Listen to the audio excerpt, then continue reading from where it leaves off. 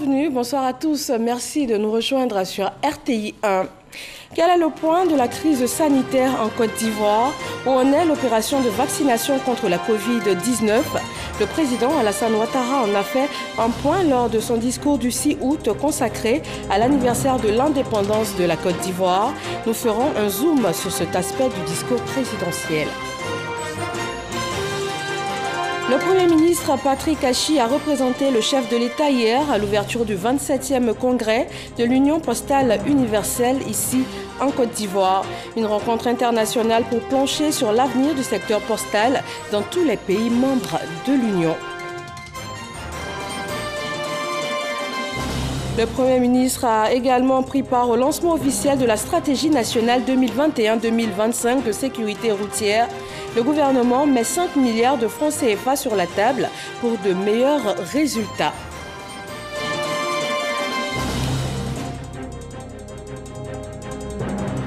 Et puis, dans le cadre du recensement général de la population de Côte d'Ivoire, du 1er au 21 novembre prochain, 40 000 jeunes vont être recrutés pour des postes de personnel de recensement.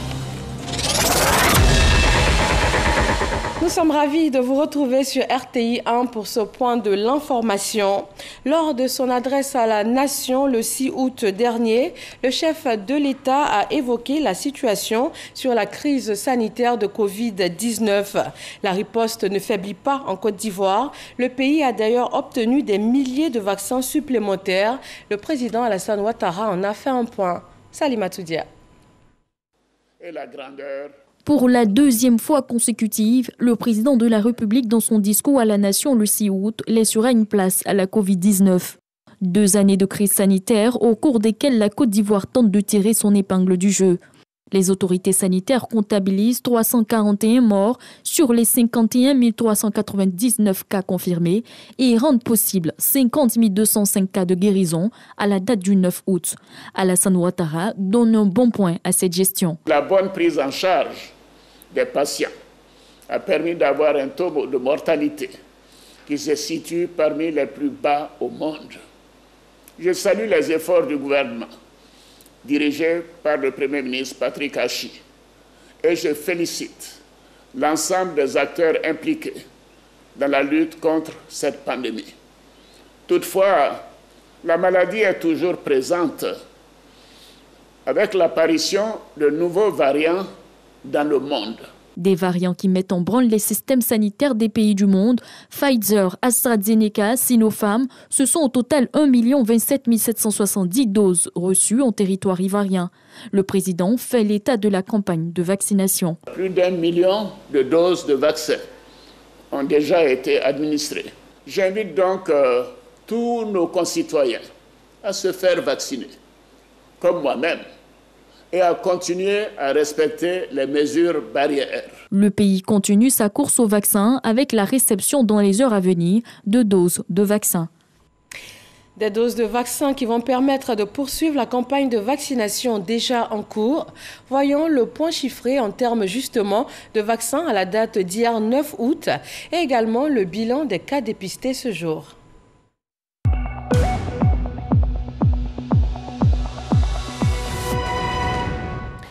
Le ministère de la Santé, de l'Hygiène publique et de la couverture maladie universelle a enregistré aujourd'hui, mardi 10 août, 149 nouveaux cas de Covid-19 sur 3096 échantillons prélevés, 130 guéris et 6 décès.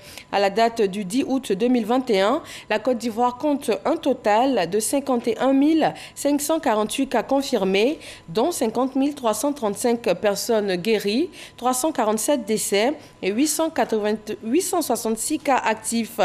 Le 9 août, 17 523 doses de vaccins contre la Covid-19 ont été administrées, soit un total de 1 165 391 doses administrées. Depuis hier, les experts du secteur postal du monde entier sont réunis en Côte d'Ivoire. 192 pays membres de l'Union postale universelle, plus de 600 délégués présents. Le Premier ministre malien à Abidjan pour cette rencontre internationale a été reçu par son homologue ivoirien, Éric Gorée, pour le point de leurs échanges. C'est en fin d'après-midi que Choguel Maïga, Premier ministre de la transition malienne, a été reçu par son homologue ivoirien Patrick Kachi. Venu prendre part au 27e congrès de l'Union postale universelle qui se tient à Abidjan, Choguel Maïga s'est entretenu avec Patrick Kachi qui avait à ses côtés la ministre d'État, ministre des Affaires étrangères Kandia Camara. Le Premier ministre de la transition malienne à sa sortie d'audience. Représenter le président de la transition, son Excellence le colonel Assimi Goïta, invité spécial du président Alassane Ouattara, président de la République de Côte d'Ivoire, pour assister à la 27e session de l'Union postale universelle, laquelle session se tient pour la première fois en Afrique depuis 87 ans. Le président de la transition est empêché pour des raisons qu'il a expliquées à son aîné, j'allais dire à son père, m'a dépêché auprès de lui pour représenter le Mali et donner à cet événement toute la dimension que la Côte d'Ivoire a souhaité lui donner. C'est aux alentours de 20 h que le Premier ministre de la transition malienne a pris congé de son hôte. Et avant cette rencontre des premiers ministres ivoiriens et maliens, le chef du gouvernement de Côte d'Ivoire, Patrick Kachi, avait procédé hier au lancement du congrès de l'Union postale universelle. Il y a représenté le président Alassane Ouattara. Et depuis, les représentants des différents pays travaillent en plénière sur les nouvelles stratégies qui vont relancer les activités de la Poste dans le monde. Éric Goré. Encore un rendez-vous mondial pour la Côte d'Ivoire. Abidjan accueille le monde entier. Les représentants des 192 États membres de l'UPU sont bien en place. Notre pays est fier et honoré. D'où ce slogan. L'Afrique vous invite, la Côte d'Ivoire vous accueille. Le 27e congrès postal universel retrouve l'Afrique après 87 ans d'absence sur le territoire africain. Un enjeu majeur pour la Côte d'Ivoire qui abrite cet événement capital. Ce 27e congrès de l'Union postale universelle entend redynamiser la poste mondiale, la rendre plus performante et digitale pour améliorer l'offre. Prenant la parole en ce deuxième jour, le Premier ministre malien, pays représentant le point focal de cet événement international, a évoqué l'importance de cette rencontre d'experts mondiaux de la Poste. Au terme des assises d'Abidjan, il est attendu des délivrables tels que l'adoption d'une nouvelle stratégie postale mondiale devant déterminer la feuille de route pour le prochain cycle de travail 2021-2024. Nous émettons le vœu que cette nouvelle stratégie soit globale, bénéfique à tous les États et porteuse du développement du secteur postal en général et des entreprises postales en particulier. Patrick Kachi, Premier ministre de la Côte d'Ivoire, représentait à cette tribune le président de la République Alassane Ouattara. Il a souligné les difficultés que rencontre la Poste. Il s'est exprimé également sur les effets de la Covid-19 qui menacent l'activité, avant de saluer l'événement qui vaut son pesant d'or. La Covid-19 a frappé au moment précis où notre secteur faisait déjà face à des défis majeurs. En effet, les données disponibles indiquent que la part de la poste aux lettres dans les revenus totaux des opérateurs postaux est en baisse constante, sous l'impact de la digitalisation des économies et des échanges, passant de 45% en 2008 à 39% en 2018, au profit des colis et de la logistique qui ont progressé de 16% à plus de 27% sur la même période. Excellences, Mesdames et Messieurs, s'il est une certitude que partagent aujourd'hui décideurs politiques, chercheurs, opérateurs privés et citoyens, c'est celle que plus rien ne sera comme avant. Oui, il y aura un avant et un après Covid-19. L'évolution rapide des technologies numériques et du commerce électronique constitue une opportunité et une exigence pour le monde postal pour accélérer les profondes transformations enclenchées, pour faire évoluer les business models, innover et créer de la valeur ajoutée, de la richesse et des emplois. Du 9 au 27 août 2021, Abidjan va vibrer au rythme de ce 27e congrès autour du thème « L'avenir du secteur de la poste face aux enjeux de la digitalisation ». Et cette question sera également au cœur de votre émission Le Débat à la suite de ce 20h. Vous pourrez suivre donc le numéro d'aujourd'hui qui se préoccupe de l'avenir de la Poste. Les experts du monde sont en Côte d'Ivoire et réfléchissent à la question. Nos invités vont donc répondre à la question « Quelle place le numérique laisse-t-il à la Poste ?» avec Christelle Melledge. Ce sera donc à 20h50 sur RTI 1 dans Le Débat. Lancement officiel de la stratégie nationale 2021-2025 de sécurité routière. Le gouvernement met 5 milliards de francs CFA sur la table pour de meilleurs résultats. Cette somme va précisément permettre la mise en œuvre de cette stratégie nationale. Dangui. Les témoignages de ces 3 rescapés d'accidents de la circulation ont jeté un coup de froid sur le public au lancement officiel de la stratégie nationale 2021-2025 de sécurité routière. Moi, j'étais devant la porte. Et une voiture a laissé la route, puis venue me percuter la jambe gauche. Puis je me suis évanouie. Quand je me suis réveillée, j'étais à l'hôpital. Et j'ai constaté que j'avais déjà amputé ma jambe gauche. Ces accidents de la circulation touchent des personnes dont l'âge oscille entre 15 et 29 ans et ont atteint le seuil de l'inacceptable, selon les termes même du Premier ministre Patrick Kachi, qui connaît les racines du mal. Le facteur humain représente à lui seul 92% des accidents. Parmi ces causes, les plus importantes sont le défaut de maîtrise des conducteurs, l'imprudence des conducteurs, l'imprudence des piétons, le stationnement dangereux et l'excès de vitesse.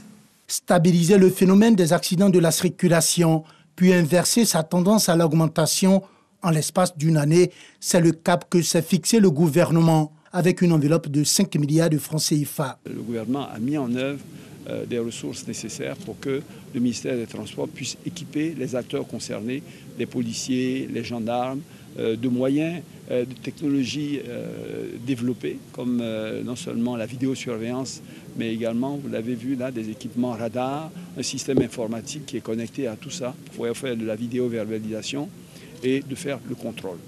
Bien sûr, cela doit s'achever par quelque chose, c'est la sanction. Le chef du gouvernement a visité les stands des structures engagées dans la lutte contre les accidents de la circulation. Il a ensuite procédé à la remise de matériel roulant et de surveillance aux agents en charge de la mise en œuvre de cette stratégie nationale 2021-2025 de sécurité routière.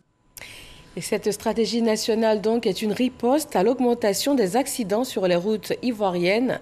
Elle prend également en compte le volet juridique. Les sénateurs viennent d'adopter un projet de loi qui donne plein pouvoir aux juges afin de procéder à l'annulation de permis de conduire lorsque les infractions commises le nécessitent. Kader Sogodogo. Il y a de cela une semaine, le garde des Sceaux, ministre de la Justice et des Droits de l'Homme, Sansan Kambilé, était devant la commission sécurité et défense du Sénat. Dans son parapheur, le projet de loi portant fixation des peines applicables à certaines infractions commises lors des accidents de la circulation. Un exposé limpide du garde des Sceaux voté à l'unanimité. Cette fois-ci, le projet est porté en plénière devant l'ensemble des sénateurs. Ils sont allés dans le même sens en votant à la majorité. Maintenant, en cas d'accident mortel, si les juges jugent nécessaire, lui retirent son permis pour au moins 2 ans. Et puis après, ils doivent le juger pour voir s'il est apte à repasser le permis. Le projet de loi donne force et pouvoir aux juges de décider en toute liberté de l'annulation d'un permis de conduire en cas d'accident grave. Pour mener à bien sa stratégie de sécurité routière, la Côte d'Ivoire ajoute donc des cordes supplémentaires à son arc. Nous parlons de cette stratégie avec le ministre des Transports qui nous a rejoint. Bonsoir, monsieur le ministre. Bonsoir. Les accidents de la circulation ont fait, selon les sapeurs-pompiers, plus de 24 000 victimes, dont 537 décès en 2019. Et au fil des années, monsieur le ministre, on constate que la situation ne s'améliore pas. Où est-ce que nous en sommes exactement aujourd'hui en termes d'accidents et de dégâts sur les routes? Alors, je voudrais rectifier quelque chose. En 2019, c'était 1465 morts. Au lieu de 537. Au lieu de 537. En 2020, c'est 1509 morts. Et nous sommes donc sur cette tendance donc croissante. Donc la situation demeure inquiétante et tout le gouvernement est mobilisé, comme vous l'avez constaté, avec le garde des Sceaux tout à l'heure. Alors, on l'a vu il y a quelques minutes, vous avez lancé aujourd'hui même cette stratégie nationale de la sécurité routière. Elle prend en compte la période 2021-2025. Quelles sont les grandes lignes? Alors, après avoir fait un diagnostic profond donc, de la situation et déterminer les causes, déterminer également les axes et les territoires les plus accidentogènes, nous avons exposé donc au Conseil des ministres qu'il a adopté cette stratégie. Cette stratégie porte sur la sensibilisation, mais également la répression, qui doit être une répression dure. Et dans les grands axes, il faut retenir qu'il y a des réformes importantes. C'est environ 23 textes que nous allons prendre. Déjà, quelques-uns ont été pris qui sont des textes majeurs, qui concernent la formation, qui concernent aussi les sanctions, qui durcissent, comme l'a fait le garde des Sceaux donc, au Parlement, à l'Assemblée nationale et au Sénat. Mais également des décisions qui sont prises depuis un moment aussi sur le renouvellement du parc automobile, avec la restriction qui est imposée aux véhicules usagers, aux véhicules d'occasion de circuler sur le territoire, parce que ces véhicules-là constituent aussi des dangers importants sur la route. Après, vous avez que nous installons donc la digitalisation, donc la vidéo-verbalisation qui est un système qui nous permettra de verbaliser à distance, sans qu'il y ait de contact humain. Et nous pensons que cela est beaucoup plus dissuasif, plus coercitif. Il n'y a pas de possibilité de négocier. Donc voilà, dans les grands axes, ce que le gouvernement a décidé de faire. Alors cette phase contient effectivement la sensibilisation, comme vous l'avez dit, et puis la répression. Cette phase réellement répressive, elle commence à partir de quand? La phase répressive commence le 7 septembre. Avec le début effectif de la verbalisation par vidéo, donc le 7 septembre. Et nous nous donnons donc le temps, d'ici le 7 septembre, d'accentuer donc la sensibilisation. Mais également, au-delà de la vidéo-verbalisation, c'est toutes les forces de l'ordre qui sont mobilisées, notamment la gendarmerie nationale. Je voudrais remercier le ministre d'État pour sa contribution à l'élaboration de cette stratégie, ainsi que le ministre de la Santé, le ministre de l'Équipement et de l'Entretien routier et le ministre de l'Intérieur, bien entendu. Alors vous parlez de la gendarmerie. On sait que les gendarmes ont fait leur entrée à l'inspection de l'examen du permis de conduire suite à la suspension des inspecteurs civils. C'était en vue d'assainir le secteur. Quel est aujourd'hui le résultat de cette action entreprise il y a déjà quelque temps? C'était en mai dernier. Bon, il faudra peut-être poser la question à nos compatriotes. Mais le point que j'ai fait avec donc nos frères gendarmes, mais également avec mes équipes, donc ce point indique qu'il y a une grosse satisfaction. Il y a eu des tentatives de corruption. Certaines personnes, 4 notamment, ont été interpellées à Séguéla, à Oudiné, à Yamoussoukro et à Abidjan, qui ont essayé de corrompre ces gendarmes. Ce que nous essayons de faire, c'est vraiment d'assainir de bout en bout le secteur. Ce n'est pas un travail facile. Nous attaquons donc à des sujets qui sont connus de tous les Ivoiriens depuis plusieurs décennies. Et nous avons la chance vraiment d'avoir le soutien du gouvernement et du chef de l'État, le président de la République, pour que cet assainissement se fasse à la formation, mais également sur les routes. sur les routes. Nous avons déjà retiré, en ce qui concerne le ministère des Transports, de 2018 à maintenant, plus d'1 millier de permis de conduire, parfois pour 20 années. Et c'est cette phase répressive qui est attendue. Est-ce que cet engagement des gendarmes dans le permis de conduire, est-ce que c'est définitif vu que les résultats sont déjà assez probants? Non, non, ce n'est pas définitif. Ils n'ont pas vocation à être des inspecteurs de permis. Ils font un travail qui est remarquable. J'ai d'ailleurs demandé à M. le ministre d'État de prolonger de quelques semaines donc, leur mission, le temps de nous permettre de finaliser la réforme du permis, notamment l'examen théorique qui se fera donc désormais, donc dès que nous allons achever, j'espère, d'ici la fin du mois de septembre, donc la procédure qui permettra donc de faire des permis, des examens théoriques sans inspecteur. Donc vous vous retrouverez devant des moniteurs qui vont vous poser des questions. Donc là, il faut vraiment bien apprendre ces cours parce que si vous ne savez pas donc les réponses, évidemment, vous ne pourrez pas passer le code de permis. Nous sommes en train également de travailler sur le permis, sur l'examen pratique. Un site a été identifié, l'aménagement de ce site est aussi en cours.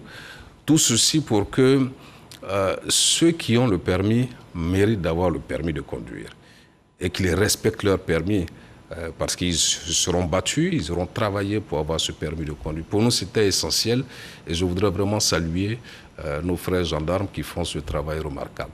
Merci, Monsieur le ministre. Pour terminer, stratégie nationale de sécurité routière 2021-2025, dans l'immédiat, à quoi est-ce qu'on doit s'attendre? Vos objectifs vraiment à très très court terme pour terminer? À très court terme, c'est stabiliser. En 2013, nous avions 845 tués sur les routes. En 2019, vous l'avez indiqué tout à l'heure, c'est 1465 tués. En 2020, 1509, soit une progression en termes de nombre de tués de plus de 70%. Donc il faut déjà arrêter cette progression et c'est l'ambition que nous nous sommes donnée pour les 12 prochains mois. Et commencer à partir de la mi-2022 et commencer donc à travailler pour voir les choses baisser et tenir nos engagements parce que nous avons pris des engagements en 2020 en tant que ministre des Transports au nom de l'État de Côte d'Ivoire pour baisser de 50% le nombre de tués et le nombre d'accidents graves sur nos routes.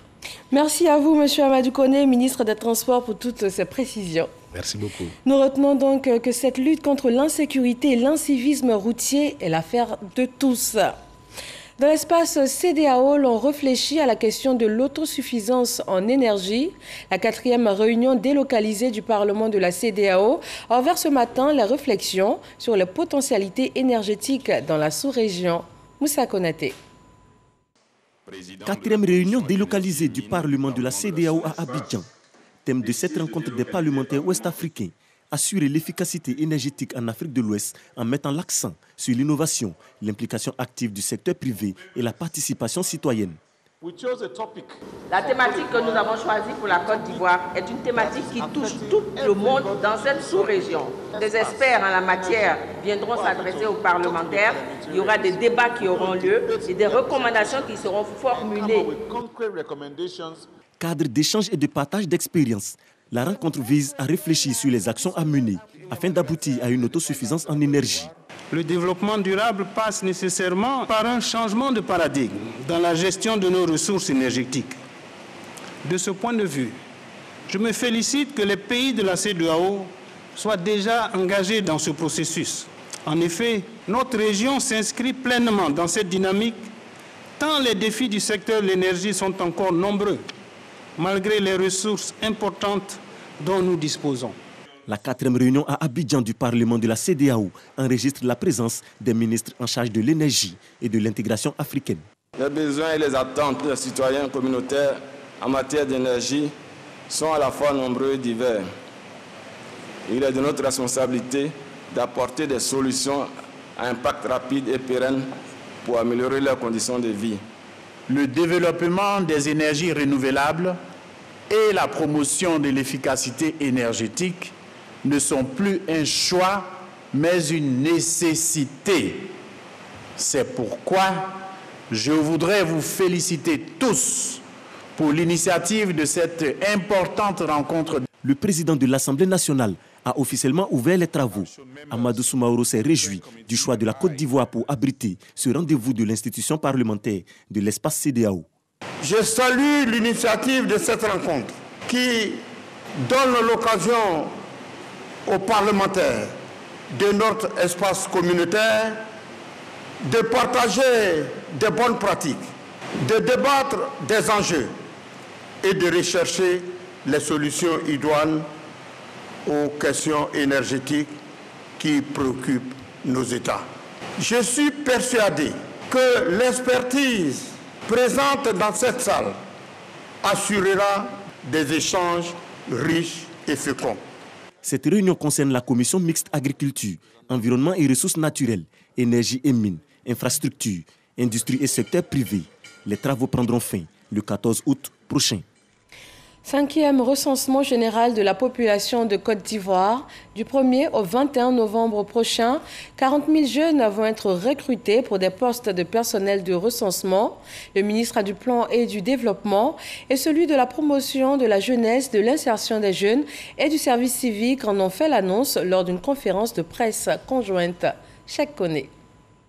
Au total, 40 000 personnes dont l'âge varie entre 18 et 45 ans seront recrutées pour mener l'opération de dénombrement prévue du 1er au 21 novembre prochain sur toute l'étendue du territoire. L'inscription des candidats se fera essentiellement sur une plateforme dédiée, accessible à partir du lien suivant, recrutement trp.2021.ci. Toutefois, dans les zones non couvertes par le réseau Internet, les jeunes intéressés pourront faire acte de candidature par le dépôt des dossiers physiques dans les sous-préfectures concernées. Les inscriptions en ligne s'ouvrent à compter de ce mardi 10 août 2021 et prennent fin le 21 septembre. Quant aux inscriptions physiques, elles débutent le 17 août. Les agents seront recrutés dans les sous-préfectures, suivant une approche décentralisée par les comités locaux mis en place et présidés par les préfets et sous-préfets. À l'issue de la formation, 28 500 d'entre eux seront recrutés comme agents recenseurs, 7 500 comme chefs d'équipe et 400 comme superviseurs. Mamadou Touré, ministre de la Promotion de la Jeunesse, a rassuré de son entière implication dans la réussite de l'opération. Dans le cadre du partenariat, mon ministère participera au financement de la formation de ces 40 000 jeunes qui seront recrutés à hauteur d'1 milliard de francs CFA. Et tous les services du ministère seront donc à disposition pour appuyer donc, le dispositif de recrutement qui a été mis en place. Durant toute la durée de l'opération de dénombrement, la rémunération du personnel de recensement va coûter un peu plus de 6 milliards de francs CFA à l'État et ses partenaires financiers. Aujourd'hui, 10 août, marque la journée africaine de l'état civil. La célébration officielle en Côte d'Ivoire a eu lieu dans la commune d'Adjamé. Elle a permis de dresser un diagnostic de l'état civil et aussi de sensibiliser les populations sur la modernisation de l'état civil en cours. Dans le domaine agricole, la Côte d'Ivoire est déterminée à atteindre l'autosuffisance en riz. Le pays crée les conditions pour y arriver. Le ministre d'État, ministre de l'Agriculture et du Développement rural, s'est rendu à Gogokro et à Yabra, dans la localité de Yamsokro.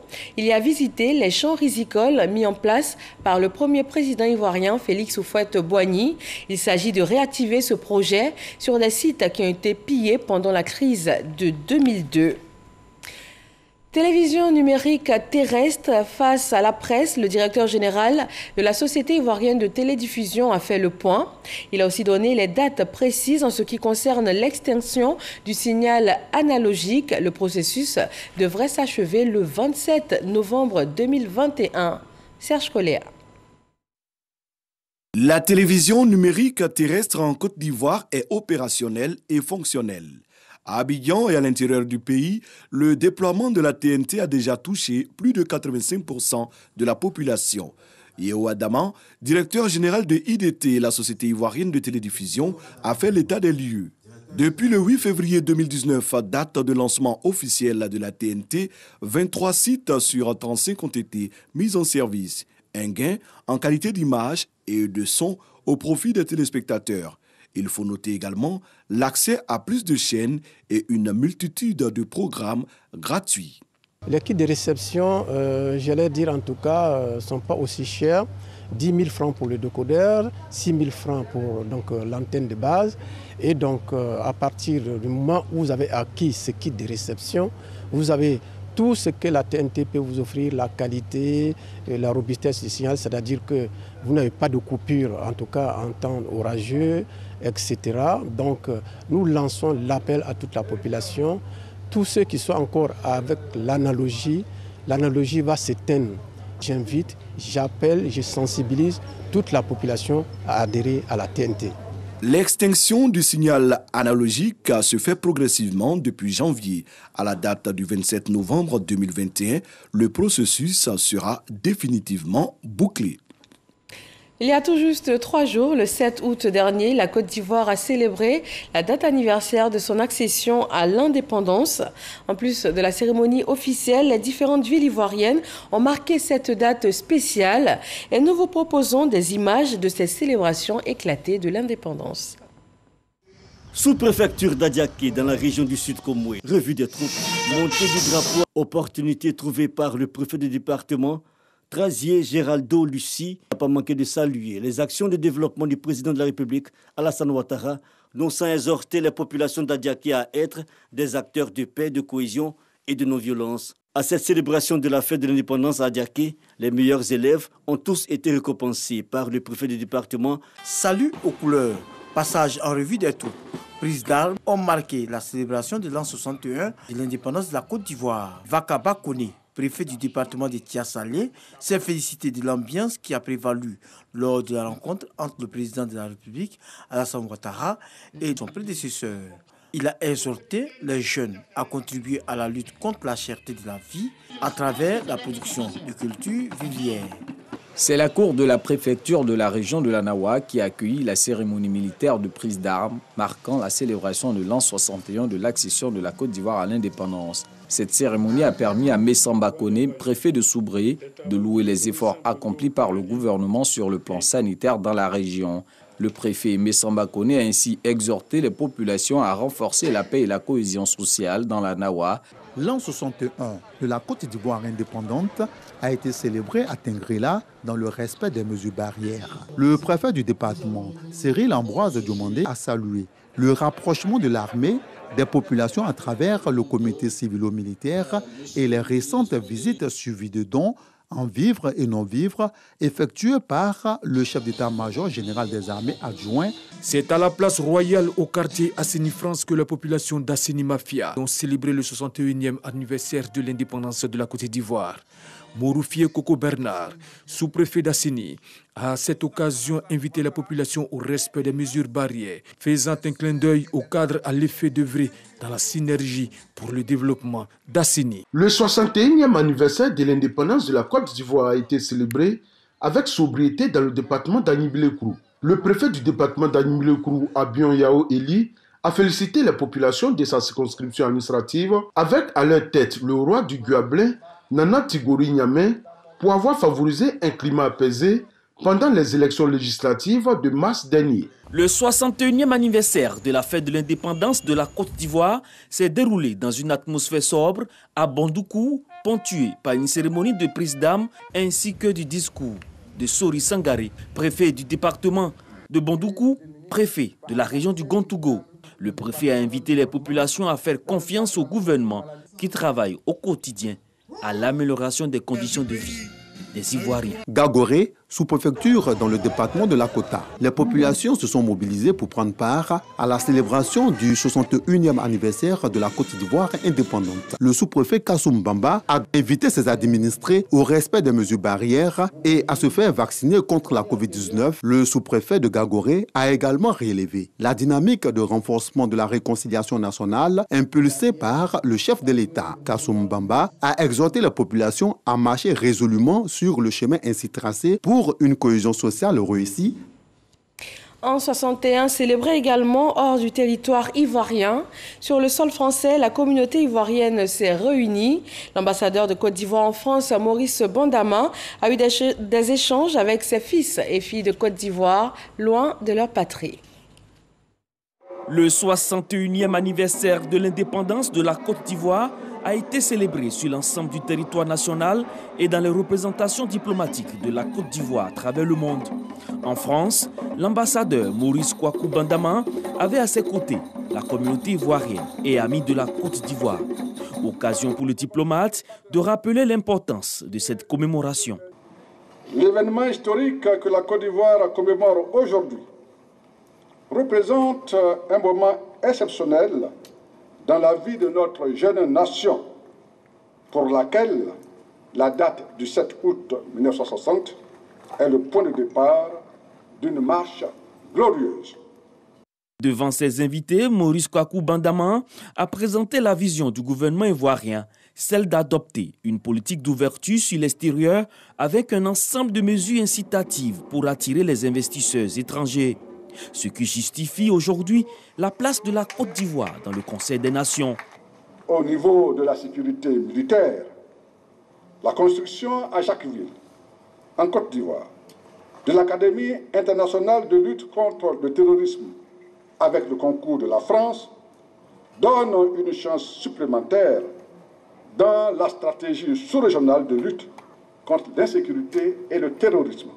Il a par la suite invité ses compatriotes à œuvrer pour la paix en Côte d'Ivoire.